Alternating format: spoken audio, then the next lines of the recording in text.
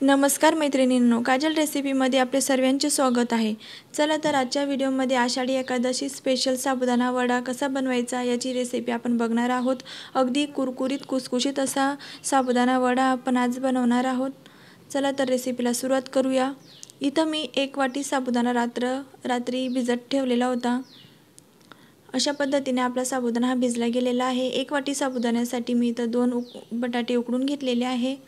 या बटाट्याचे वरचे साल आपल्याला काढून घ्यायचे आहे आणि हे दोन्ही बटाटे आपल्याला किसणीने किसून घ्यायचे आहे। अशा पद्धतीने साल आपण काढून घेणार आहोत आणि हे बटाटे किसणीने किसून घेणार आहोत। नंतर एका काचेच्या बाउलमध्ये मी भिजून घेतलेला साबुदाणा टाकून घेणार आहे। तसेच किसून घेतलेले बटाट्याचे किस आपल्याला टाकून घ्यायचे आहे। शेंगदाण्याचे कूट टाकून घ्यायचे आहे। तसेच 4 ते 5 हिरव्या मिरच्या मी मिक्सरमधून बारीक करून घेतलेल्या होत्या त्या टाकून घ्यायच्या आहे। सेंधव मीठ टाकून घ्यायचं आहे। जिरा पावडर टाकून घ्यायचा आहे।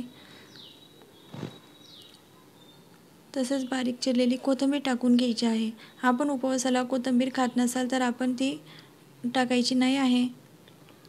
आणि हे सर्व पदार्थ आपण चांगल्या प्रकारे मिक्स करून घ्यायचे आहे।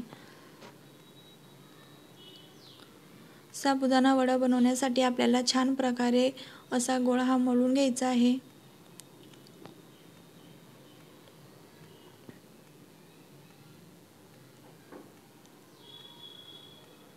अशा पद्धतीने आपण साबुदाण्यासाठीचा गोळा हा बनवून घेतलेला आहे। आता हाताला तेल लावून घ्यायचे आहे आणि आपल्याला वडे हे करून घ्यायचे आहे।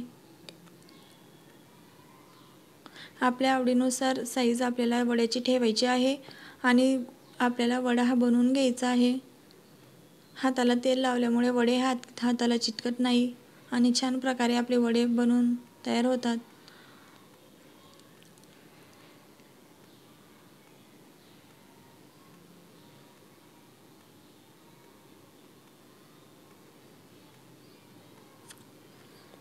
अशा पद्धतीने सर्व वडे आपल्याला बनवून ठेवायचे आहे आणि नंतर आपल्याला तळण्यासाठी घ्यायचे आहे। छान प्रकारे चिप्पट साईजचे वडे आपल्याला बनवून घ्यायचे आहे। आपण बघू शकता अशा पद्धतीचा वडा आपल्याला बनवून घ्यायचा आहे। आता इथं सर्व वडे मी बनवून घेतलेले आहे। आता कढईमध्ये आपल्याला तेल चांगल्या प्रकारे तापवून घ्यायचे आहे।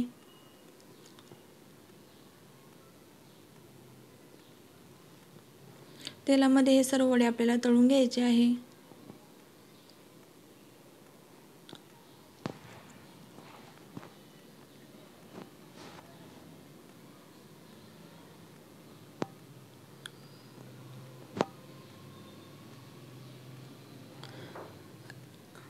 अशा पद्धतीने सर्व वडे इथं मी तळून घेणार आहे। आपण बघू शकता छान प्रकारे वड्यांना आपला कलर देखील छान आलेला आहे। अशा पद्धतीने अगदी कुरकुरीत आणि खुसखुशीत असे वडे आपले बनवून तयार झालेले आहे।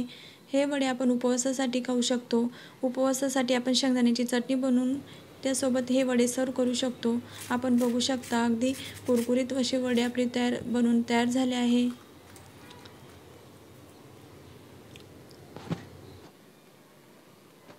आपण एकदा आषाढी एकादशी निमित्ताने ही रेसिपी घरी नक्की एकदा बनवून बघा। आवडल्यास माझ्या रेसिपीला लाईक करा, शेअर करा, चॅनलला सबस्क्राईब करा।